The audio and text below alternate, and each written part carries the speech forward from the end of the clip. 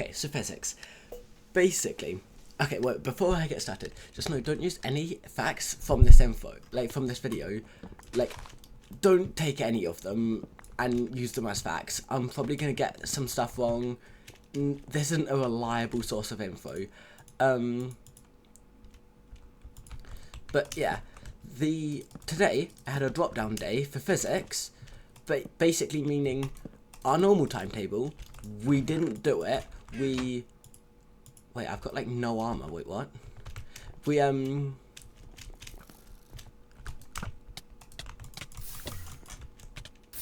I don't know how I managed to dupe lava, but oh wait, it was a ghost when I picked it up. Okay, but yeah, we were off timetable, just having the full day of physics. Meaning, this is because we had to do the entirety of space in one day, because we're like behind or something. We've just not had time. So we were doing a lot of space today. We didn't end up doing it for all day, but that's like unrelated. So we learned a lot about space, and space is just so interesting to learn about. Why doesn't that sound... okay, but yeah, space is just such an interesting topic. I don't get why someone wouldn't love learning about space, because like it's both space like currently, but also like a lot of it is how the universe came into existence and how a lot of things like existed, like the Big Bang and everything. Which, fun fact, misconception, it wasn't an explosion, it was just... that was close. That was close. Yeah, the Big Bang was just a really, like, it was the expansion of the universe. There was no explosion, there was no fire, there was... yeah, it's just a misleading name. That I thought the other person was gonna, like, help me out and kill the other guy first. But, so yeah. But we learned about, like, how the Big Bang, like, what everything was before and what happened, basically. I don't know all the details from the start perfectly, but one thing I did pick up on that's really interesting, like, to me, that when there was, like, at one point, there's, like, different eras, which I find interesting, but yeah, there's different, like, eras of, like, time, I guess, but, one of them was, like, about matter versus antimatter. Versus isn't the best thing, but basically, there was energy that was being made, but because it was like such a... I think it was because it was such a small area, the energy would instantly turn into matter, then the matter would instantly collide and turn into energy, and it was an infinite loop. But for every piece of matter there was, it also made antimatter, just because they like came pair in pair, and any matter and antimatter would like cancel out, which is how it like formed back into energy. They'd cancel out and be gone, and it'd create energy. I don't really know all the ins and outs on how this comes about and everything, but it does. But for reasons we do not know, like no one's figured out why, but for every billion times there was like one of the antimatter-matter pairs, there was a pair that was matter and matter. There was no antimatter, in which case it didn't cancel out and just stayed as matter. Which then resulted in it, like, obviously it didn't turn back into energy, so it just stayed as matter. And that, every piece of matter we have, I believe every atom, but I'm not fully sure if it is like atom or what, but every, I think, atom that's on Earth is from that, like, them 1 in a billion things that, like, caused the unbalance. And we have no idea, like, what actually caused this unbalance every so often. I'm gonna stay over here until I, like, heal a bit. How do I not have any gaps? I looted all of mid and there were no gaps. Ah! That was actually close. How did I not hit him once? I know I was in third person. I had a pearl. I could have clutched that if I was faster. But yeah, I find it so fascinating that with all this, like, discovery we've done, we have no idea why occasionally there's just like 2 matters are put together and it doesn't cancel out.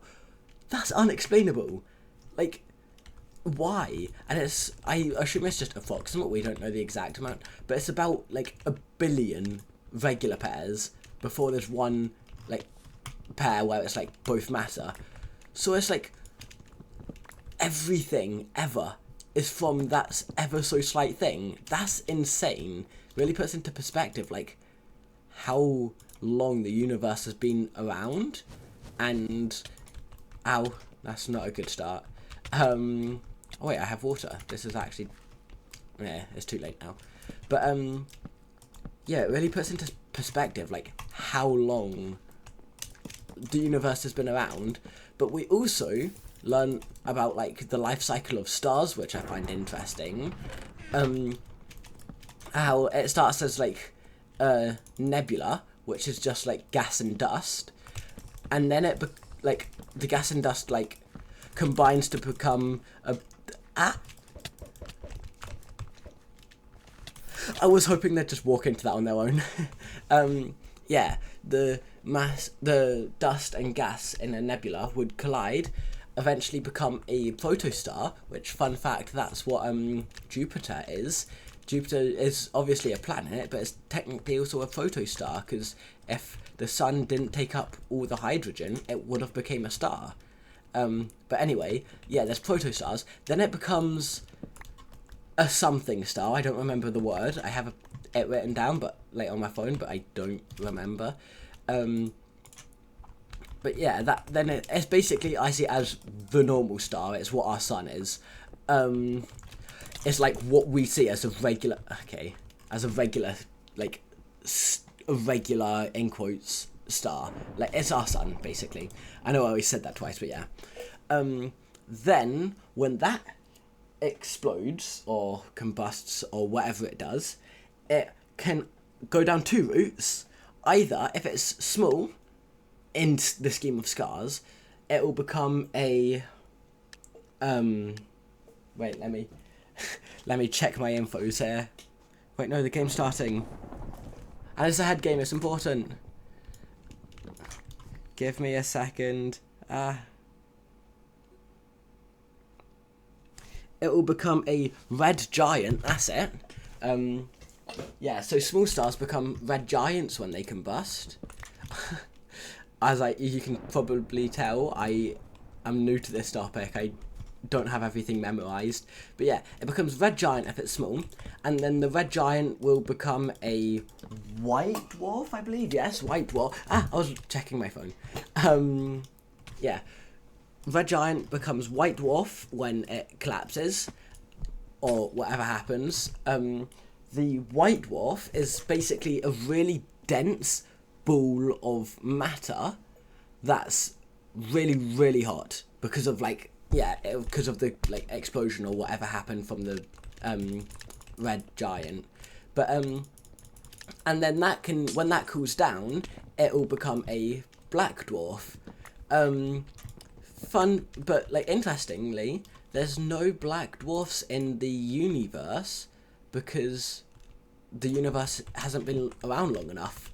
So while I was just saying how the universe is so old, and it's not old enough to be like to have a single black dwarf, but it makes sense. Like you cool things down by transferring the heat to something else, but you can't transfer heat in space. There's no atmosphere to transfer it to. So, yeah, it takes a long time to cool down anything in space, so no black dwarfs have ever formed. But yeah, that's with the small stars. After the normal star, they become red giant. If they're bigger, they become a super red giant, I think, is the proper name is. Red supergiant, and then they have a supernova, which is basically just them exploding, which the smaller ones of those, this is probably so complicated, I'm so bad at explaining this, but yeah, the smaller ones of the smaller super red giants, you know what I mean, red supergiants, the small ones of them become photon stars, and the huge ones become black holes. I say like small and huge. Obviously, the small ones aren't like small. They're obviously really big to get that far, but not big enough for a black hole. But yeah, they become a photon star. And photon stars, this guy's really geared up. Please don't hurt me. No, please no. Please no. Ah! Okay. But yeah. I don't know what I just said. But yeah, they're obviously huge to become photon stars. Photon stars. Photon star? Wait, I confused myself. Neutron stars. Where was I getting proton and photon from? Yeah, they become a neutron star. This is a confusing topic. Head game. Yeah, they become neutron stars. Neutron stars are very cool. They are like... In Sky Wars, if someone has a fishing rod, they basically own the match. A photon star... not quite owns the universe, because it's like black holes are more powerful. But they're very powerful. Like, imagine they're like fishing rod players. I don't trust that. Last I said they do bad. Oh wait, I think he's making a launcher for him. No, he's just destroying his island. But yeah, they emit like huge rays north and south, which, oh god, this isn't good for me. Got him off. Never mind, I didn't. Ah, I'm dead. Okay. I almost got that guy off. But yeah, at their north and south, I assume poles, they emit huge rays. I believe they let off gamma rays. And these are really powerful. And sometimes they spin. Like, the big things, they spin, they look pretty, but they're like deadly.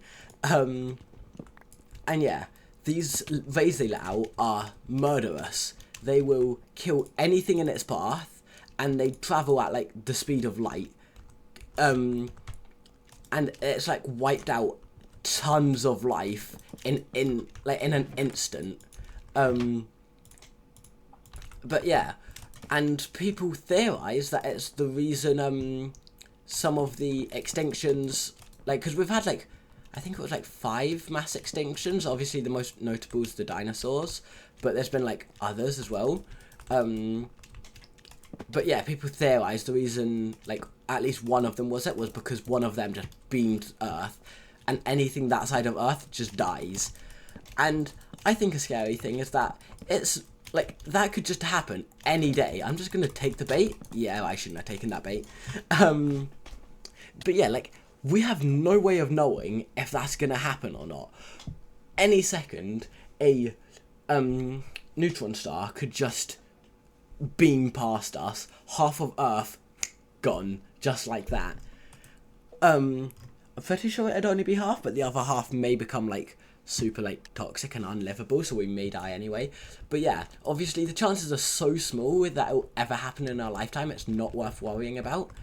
But it's so sick that it's just got all this power. Also, fun fact, the yeah, because I guess A in Roa, the last letters is for gamma, and and neutron stars emit gamma rays. One of my early designs for my logo was a what's it called, a neutron star. So I know more about them than like other parts of this topic. Damn. But yeah. But it's so fascinating how like powerful this all is. This is gonna be, it's like 15 minutes into the video, like 14 minutes in the video. It's such a fun topic. But yeah, also something that I want to mention, at like the center of every galaxy there's a black hole. Like, this is pretty public knowledge, but yeah, there is. Then but the official scientific name, I believe, I may get this slightly wrong, but you'll get the gist of it, is like a supermassive black hole. It's nothing properly scientific, it's just like a supermassive black hole.